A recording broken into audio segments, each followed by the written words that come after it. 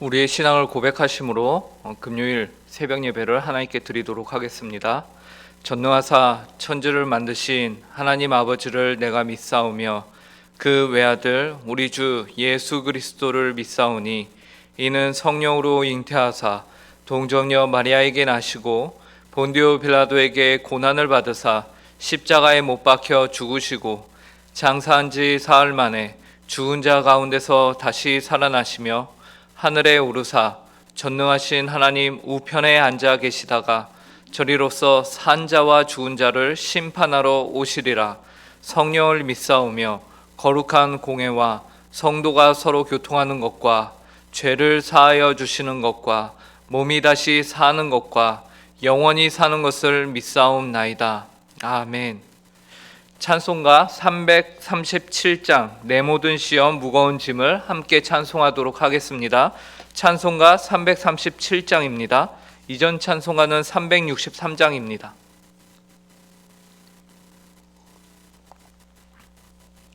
찬송가 337장 함께 찬송하도록 하겠습니다.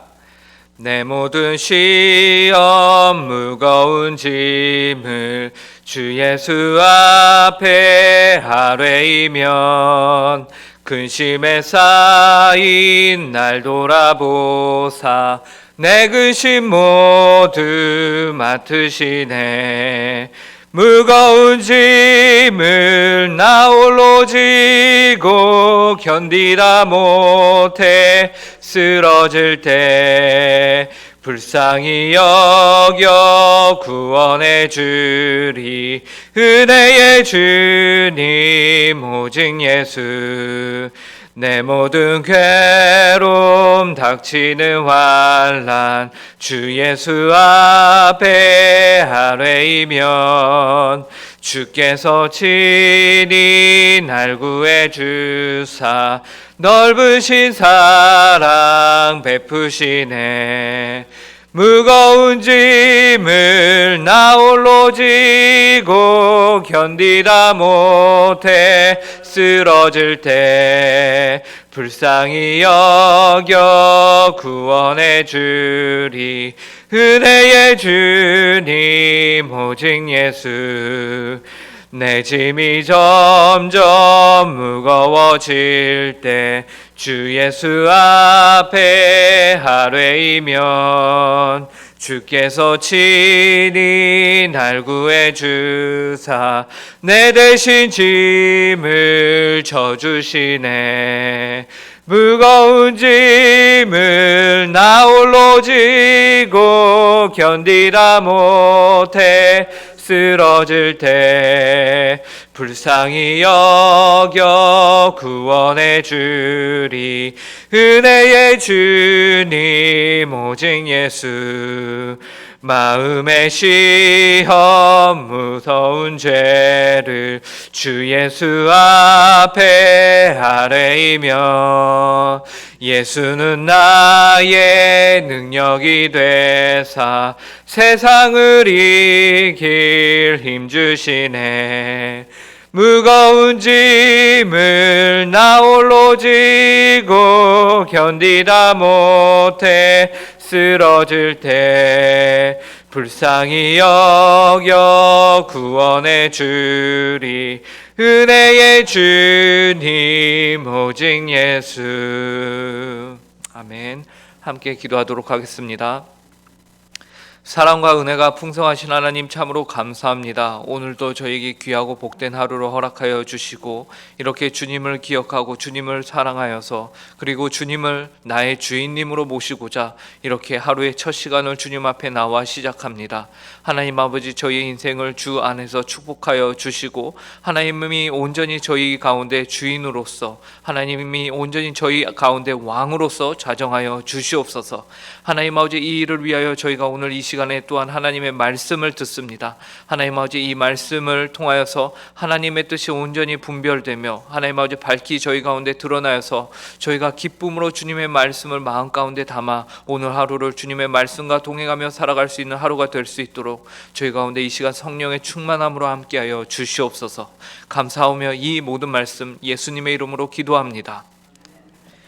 오늘 저희에게 주시는 하나님의 말씀은 구약성경 시편 59편 11절부터 17절 말씀입니다. 구약성경 시편 59편 11절부터 17절까지의 말씀입니다.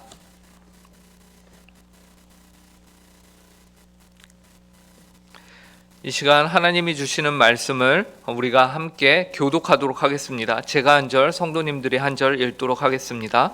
그들을 죽이지 마옵소서. 나의 백성이 잊을까 하나이다. 우리 방패 되신 주여, 주의 능력으로 그들을 흩으시고 낮추소서.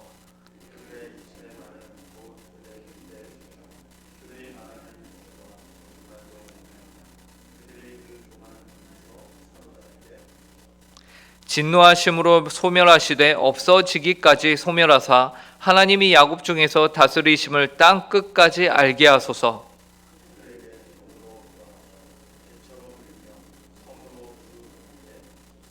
그들은 먹을 것을 찾아 유리하다가 배부름을 얻지 못하면 밤을 새우려니와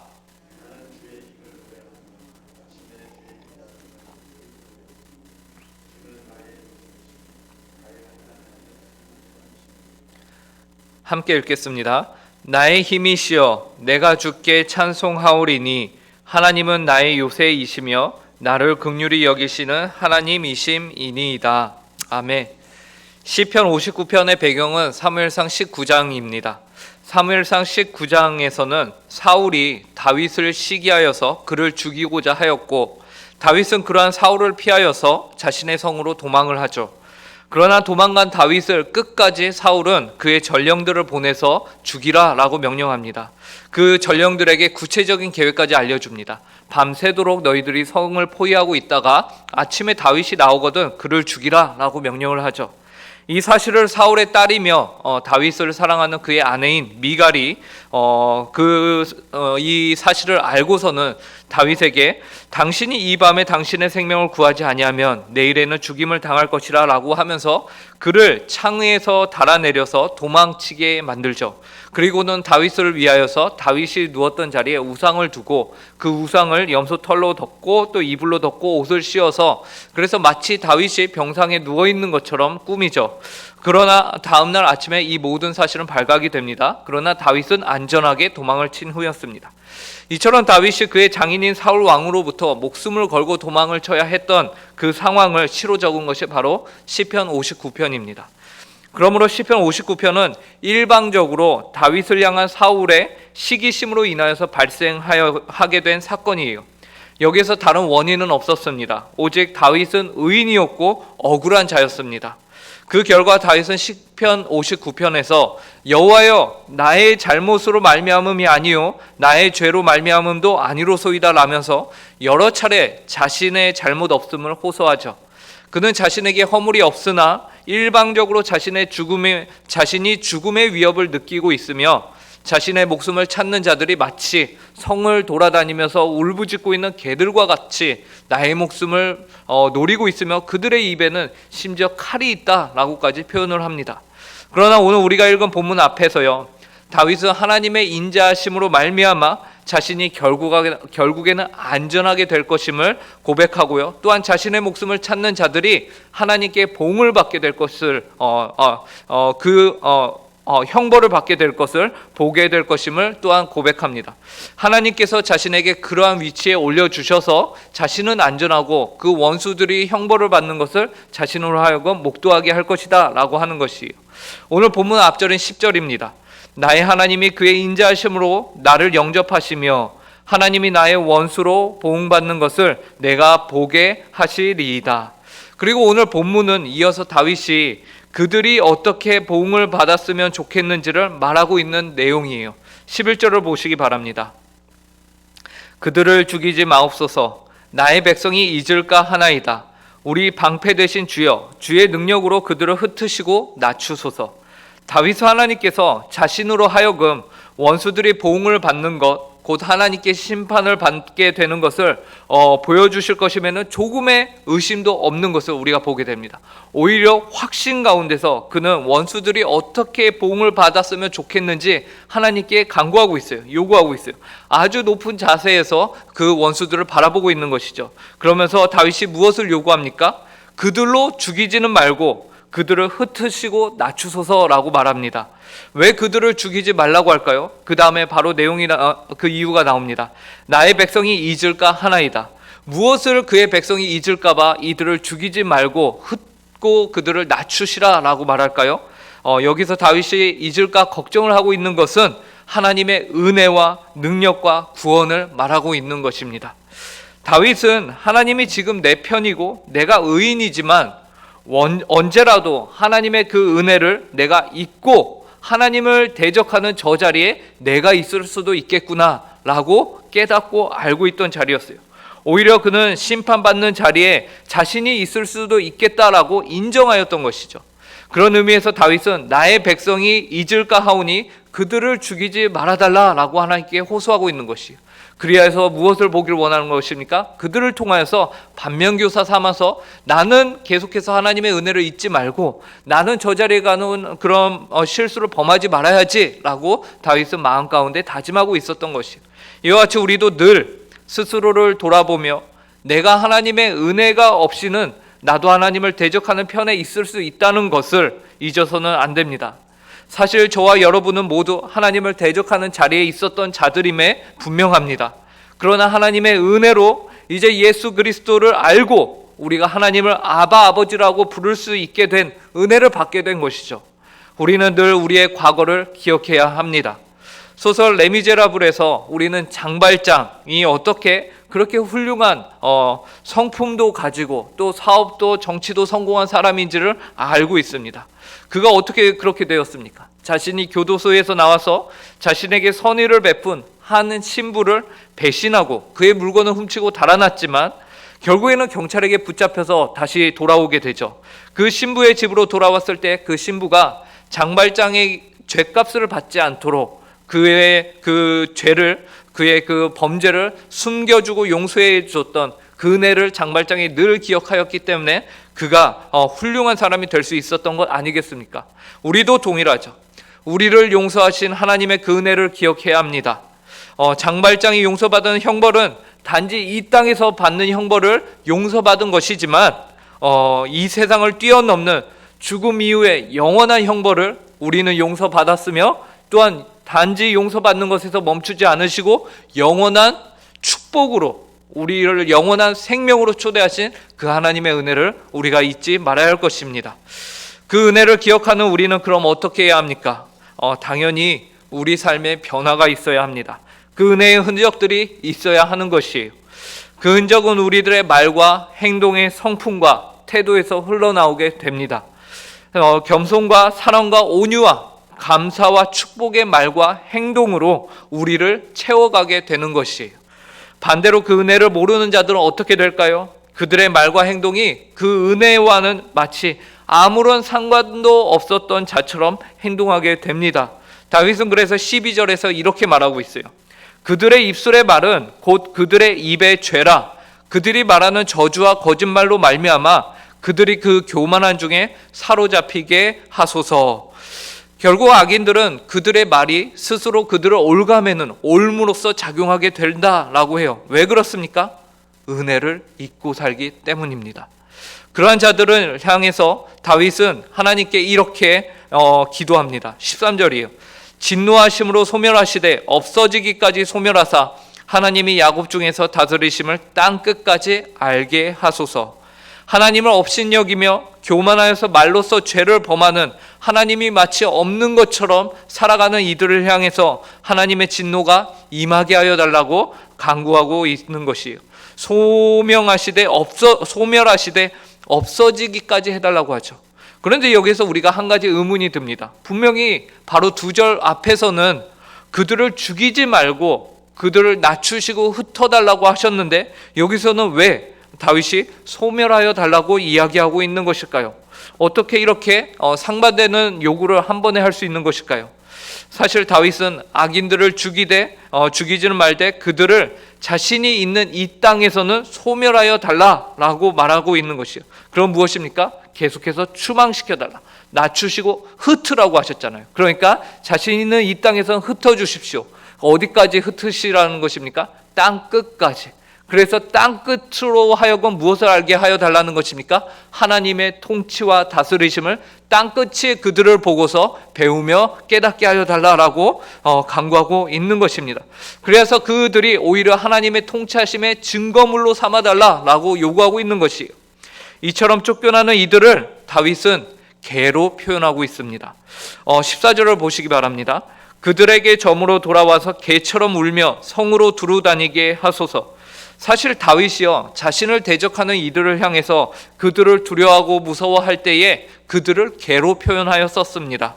여기에서 처음으로 개라는 표현을 쓴 것이 아니에요. 오늘 본문 이전에 6절과 7절을 보면 이렇게 말합니다. 그들이 점으로 돌아와서 개처럼 울며 성으로 두루다니고 그들의 입으로는 악을 토하며 그들의 입술에는 칼이 있어 이르기를 누가 들으리요 하나이다. 처음 다윗의 모습을 찾으러 왔던 이들의 모습은 아주 무서운 사나운 개들로 표현하고 있죠. 그래서 성을 두루다니며 울고 있는데 그 울음소리에서 나오는 것이 악을 토하며 입술에는 칼이 있는 아주 무섭고 사납고 흉폭한 모습으로 나타내고 있는 것이에요. 이처럼 개로 표현하였는데, 그런데 이제 다윗이 하나님의 보호하심과 도우심 안에서 그들에게 심판이 임할 것을 보니 그들의 모습이 또한 개로 보인다라는 것이죠. 이전과 다른 모습의 개입니다. 어떻죠? 똑같이 울며 성을 두루 다니는데 15절을 보니까 그 모습이 굉장히 대조적이에요. 그들은 먹을 것을 찾아 유리하다가 배부름을 얻지 못하면 밤을 새우려니와, 밤새 돌아다녀도 결국 먹을 것을 찾지 못하고 말 그대로 길거리에서 삐쩍 마르고 꼬리를 확 내리고 사람만 보면 달아나는 피부병까지 걸린 그런 개들로 묘사하고 있는 것이에요. 이전에 기세 등등하여서 다윗을 찾던 그들이 입에 칼을 물고 있던 개들의 모습이 이제는 초라하게 그지없는 그런 떠돌이 개마냥 바뀌게 된 것이죠. 대신 다윗은 주의 백성이 자신은 어떻다고 말하냐면요, 16절에 보면 나는 주의 힘으로 노래하며 아침에 주의 인자하심을 높이 부르오리니 주는 나의 요새이시며 나의 환난 날의 피난처이심이니이다. 다윗은 고백합니다. 주는 나의 힘으로 노래하며, 주님을 나의 힘으로 노래하며 아침에 주의 인자하심을 높이 부르겠다라고 말해요. 원래 아침 시간은 다윗이 죽기로 작정이 되어 있던 시간이었어요. 그죠? 사울이 전령들을 보내서 그 아침에 다윗을 죽이라라고 했어요. 근데 오히려 그 시간이 하나님의 인자하심을 높이는 찬양의 시간으로 바뀌게 된 것입니다. 다윗은 주의 힘으로 주의 힘으로 노래를 부르겠다라고 해요.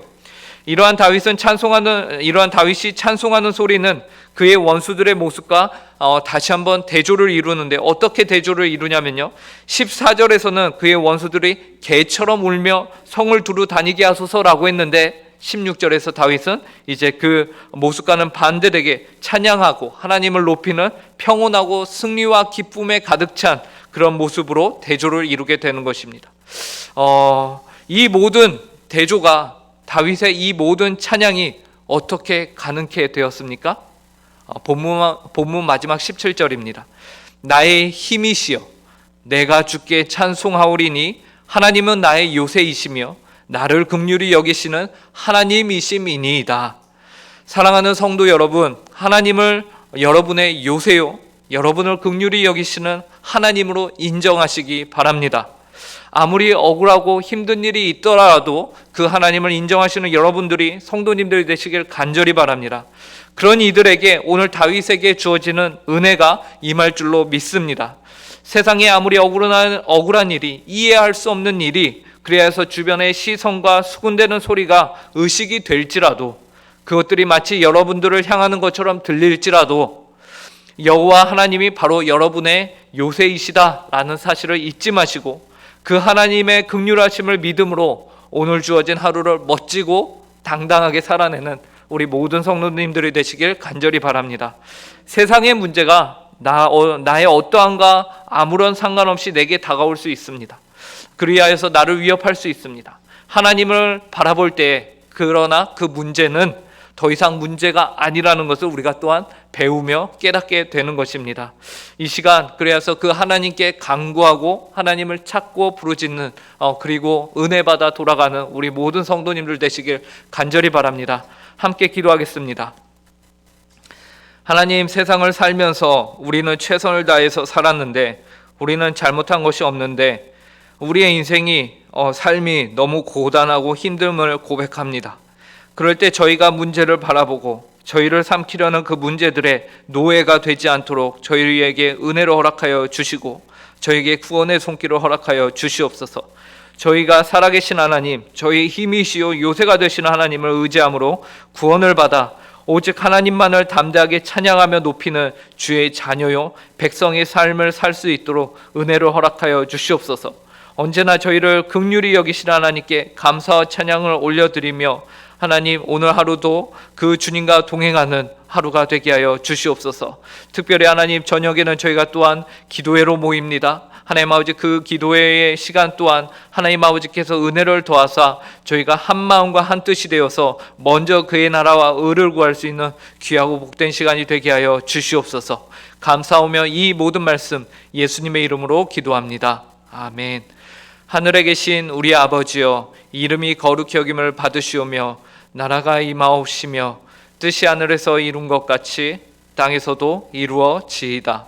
오늘날 우리에게 일용할 양식을 주옵시고 우리가 우리에게 죄 지은 자를 사하여 준 것 같이 우리 죄를 사하여 주옵시고 우리를 시험에 들게 하지 마옵시고 다만 악에서 구하옵소서. 대개의 나라와 권세와 영광이 아버지께 영원히 있사옵나이다. 아멘.